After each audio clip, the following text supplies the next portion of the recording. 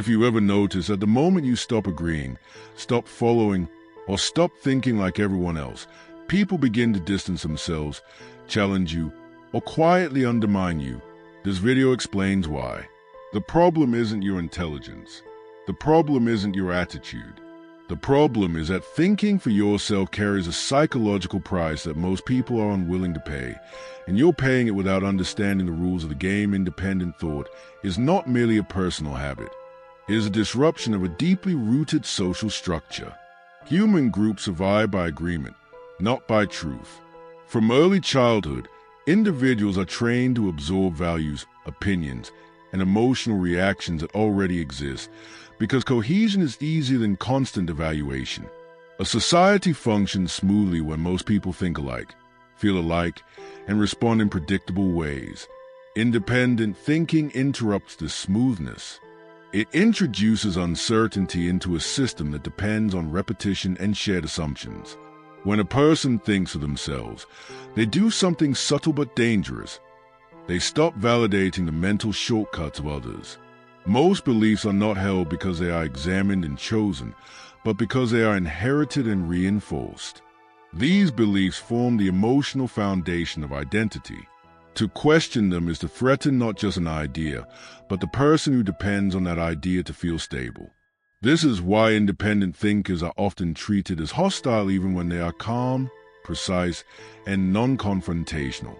Their very presence suggests that obedience is optional, and this implication alone creates anxiety. Society does not punish independent thought openly.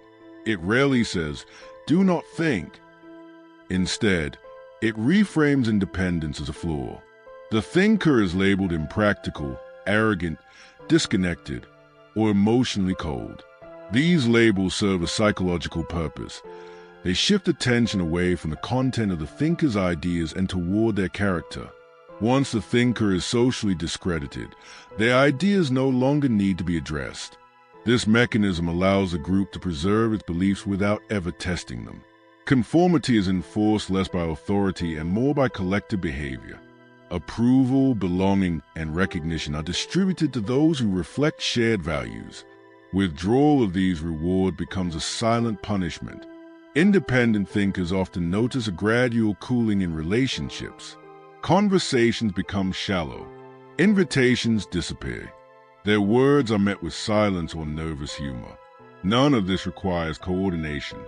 It emerges naturally from the group's instinct to protect its emotional equilibrium. What makes independent thought especially threatening is that it cannot be controlled through emotional leverage. A person who derives their self-worth from internal standards rather than external approval becomes resistant to manipulation. Praise loses its power. Shame becomes ineffective. Fear tactics fail when the thinker values clarity over comfort. For systems built on influence, persuasion, and psychological pressure, this kind of mind is a liability. Most people are not consciously defending false beliefs. They are defending peace. Shared illusions reduce friction. They allow people to cooperate without confronting difficult questions about meaning, power, or morality. Independent thinkers disturb this peace by refusing to participate in comforting narratives. They expose contradictions not to dominate others, but because they cannot ignore what they see. This refusal is interpreted as aggression, even when it is simply honesty. There is also envy embedded in the hostility toward independent thinkers. On some level, people sense that independence requires courage they have not exercised. Rather than confront this discomfort, it is easier to dismiss the independent mind as extreme or misguided. By doing so, the group reassures itself that conformity is not a weakness, but a virtue. Over time, the independent thinker learns that truth and belonging often stand on opposite sides. To remain mentally sovereign is to accept social friction as a constant companion. This friction is not accidental. It is the immune response of a system defending itself. Societies evolve tools to neutralize those who think differently, not because thinkers are dangerous in action, but because they are dangerous in implication. They prove that obedience is not inevitable, that beliefs are not sacred, and that authority rests on psychological consent rather than absolute necessity. This is why independent thought feels heavier than conformity. It carries social consequences that are rarely acknowledged and never compensated. The thinker must apply their own validation, construct their own meaning, and withstand the quiet pressure to surrender mental autonomy in exchange for acceptance. And as long as society depends on shared illusions to function, the individual who refuses to inherit their thoughts will remain an outsider, not because they reject humanity, but because they refuse to surrender their mind. Clarity is often mistaken for liberation, but in reality, it arrives with a quiet brutality. To see clearly is not to become happier, lighter, or more at ease. It is to lose a protective fog that softens existence for most people.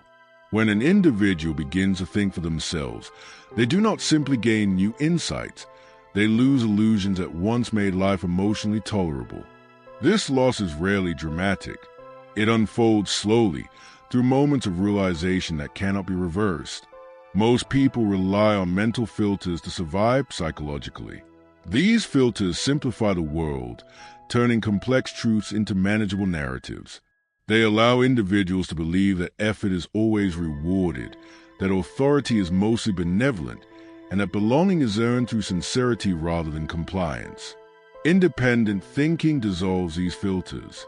It reveals how often success is arbitrary, how frequently power disguises itself as virtue, and how rarely social bonds are built on honesty alone. What replaces comfort is awareness, and awareness does not soothe. The moment clarity begins, a subtle separation occurs between the thinker and the world around them. Conversations feel thinner. Repeated phrases start to sound rehearsed rather than meaningful. Emotional reactions appear predictable, almost mechanical. This is not because others are shallow, but because clarity strips away the illusion of depth created by shared assumptions. The independent thinker starts to see patterns where others see personalities, incentives where others see morality, and conditioning where others see choice. With this clarity comes a new form of loneliness. It is not the absence of people, but the absence of resonance. The thinker may still participate in social life, but with a growing sense of distance. Laughter feels timed. Agreement feels performative. Disagreement feels futile. This internal isolation is often misunderstood as arrogance or detachment, when in truth it is the emotional consequence of perceiving too much and pretending too little. Another cause of clarity is a collapse of inherited meaning. Many people draw purpose from narratives passed down through culture, tradition, or collective belief. These narratives offer ready-made answers to questions of identity and direction. Independent thought dismantles them. It forces the individual to confront uncertainty without guidance, to define value without permission, and to act without the reassurance of collective approval. This responsibility is heavy, and there is no authority to appeal to when doubt arises. Clarity also disrupts emotional comfort. Once you see how fear, guilt, and desire are used to influence behavior, you become less responsive to them. This can feel empowering at first, but it also distances you from others who still operate within those emotional currencies. Relationships often rely on unspoken agreements to react in familiar ways. When one person steps outside that pattern, the emotional rhythm breaks. What was once intimacy becomes misalignment. Perhaps the most difficult cost is the inability to return to ignorance. Comforting beliefs, once dismantled, cannot be sincerely readopted. The independent thinker may attempt to rejoin the collective mindset, but the effort feels hollow. Pretending becomes exhausting. The mind resists regression, even when regression promises relief. This creates an internal tension between the desire for peace and the refusal to lie to oneself. Seeing clearly also reveals the limits of influence. Many thinkers assume that truth, once recognized, can be shared and accepted. Clarity teaches otherwise. It exposes how rarely people change their belief through reason alone, and how strongly identity resists disruption. This realization can lead to frustration, restraint, or silence. The thinker learns that speaking truth often costs more than it yields, and that understanding does not guarantee connection. The cost of seeing clearly is not madness, but sobriety. It is a steady awareness that life is less fair, less coherent, and less forgiving than comforting narratives suggest. Yet this sobriety is not without value. It sharpens judgment, reduces self-deception, and builds resilience grounded in realism rather than hope. But it also removes the emotional cushioning that makes existence easier to endure. Clarity demands endurance. It offers no applause, no reassurance, and no promise of happiness. It replaces illusion with responsibility and comfort with understanding. Those who accept this trade do not emerge lighter or more joyful, but they become difficult to deceive, difficult to manipulate, and difficult to mentally own, and the price of that independence is paid daily in silence, distance, and the quiet weight of knowing too much. Power does not depend primarily on force. It depends on predictability. Systems endure because human behavior within them can be anticipated, guided, and corrected. Laws, traditions, moral codes, and social expectations exist not merely to organize society, but to standardize reaction. The more predictable a population becomes, the less effort power must expend to maintain itself. Independent thinkers disrupt this efficiency. They introduce variables that cannot be easily modeled or managed. A person who thinks of themselves does not respond reliably to the usual mechanisms of influence. Fear loses precision. Reward becomes inconsistent. Shame fails to produce compliance. This is deeply unsettling to power structures that rely on psychological levers rather than constant coercion. An individual who does not internalize these levers must be watched more closely, pressured more subtly, or marginalized altogether. Power prefers minds that regulate themselves. Authority is most stable when it appears natural. When rules feel inevitable, obedience feels voluntary. Independent thought exposes the artificial nature of this arrangement. It reveals that many norms persist not because they are necessary, but because they are rarely questioned. The thinker sees that hierarchy is maintained through repetition, symbolism, and emotional conditioning. This awareness alone weakens authority, not by overthrowing it, but by removing its illusion of inevitability. Power also distrusts thinkers because they resist identification. Institutions categorize people in order to manage them. Roles, labels, and identities make behavior easier to forecast. Independent thinkers slip through these categories. They adopt ideas without loyalty, reject labels that limit their movement, and refuse to fully align with factions. This ambiguity makes them difficult to integrate and impossible to fully claim. Power interprets this as a threat, even when no open resistance exists. There is a deeper reason for this distrust. Power depends on moral narratives to justify itself. It presents its actions as necessary, benevolent, or inevitable. Independent thinkers examine outcomes rather than intentions. They notice inconsistencies between stated values and actual behavior. They do not accept moral language at face value. This analytical posture strips power of its emotional camouflage and exposes it as a structure of interest rather than virtue. Unlike rebels, independent thinkers do not always seek confrontation. In fact, their quiet refusal to emotionally invest can be more destabilizing than open opposition. Rebellion can be anticipated, named, and suppressed. Indifference cannot. A thinker who no longer believes in the moral authority of a system but continues to function within it without emotional attachment becomes unpredictable. Power cannot rely on their loyalty, nor easily justify punishing them. Power is also sensitive to contagion. One independent mind is manageable. Many are dangerous, not because they organize, but because they normalize questioning. When people see that someone can think differently and still survive, the psychological barrier to independence weakens. This is why power often isolates thinkers rather than silencing them. Isolation prevents imitation. It frames independence as costly and undesirable without making it heroic. The distrust intensifies because thinkers undermine the emotional economy of control. Power distributes meaning, status, and recognition to guide behavior. Independent thinkers extract meaning from within, reducing a dependence on external validation. When status loses its grip, influence weakens. When recognition is no longer desired, leverage disappears. This creates a form of quiet immunity that power cannot penetrate without revealing its coercive core. Power does not fear intelligence. It employs intelligence constantly. What it fears is intellectual autonomy, a mind that evaluates rather than absorbs, that observes rather than reacts, cannot be easily conscripted into narratives designed to justify control. Such a mind does not need permission to interpret reality. It does not wait for authority to declare what is acceptable to think or say. This is why power responds to thinkers with suspicion, containment, or subtle discouragement. Not because thinkers seek domination, but because they remove the psychological foundations upon which domination rests.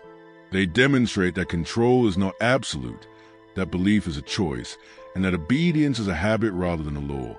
And as long as power depends on habits more than force, the independent thinker will remain a problem that cannot be solved without exposing the true nature of control. Mental sovereignty is rarely celebrated because it does not produce visible success, social admiration, or immediate comfort. It offers no applause and attracts no followers. Its reward is internal and therefore invisible to systems that measure worth through recognition and status. Those who possess it often appear unimpressive on the surface, not because they lack depth, but because they are no longer driven by the need to perform identity for others. The independent mind reaches a point where external validation loses its authority. Praise becomes information rather than fuel. Criticism becomes noise rather than threat. This shift does not happen suddenly. It emerges through repeated disappointment with approval and repeated clarity about its cost. Over time, the thinker learns that dependence on recognition creates vulnerability, and vulnerability invites control. Mental sovereignty begins where this dependence ends. With sovereignty comes a quieter form of confidence. It is not assertive or visible. It does not announce itself. It exists as an internal alignment between perception and judgment. The thinker no longer needs to convince others to secure their own certainty. This self-contained clarity creates stability that does not fluctuate with social approval or rejection. While others oscillate between confidence and doubt based on external response, the sovereign mind remains internally anchored.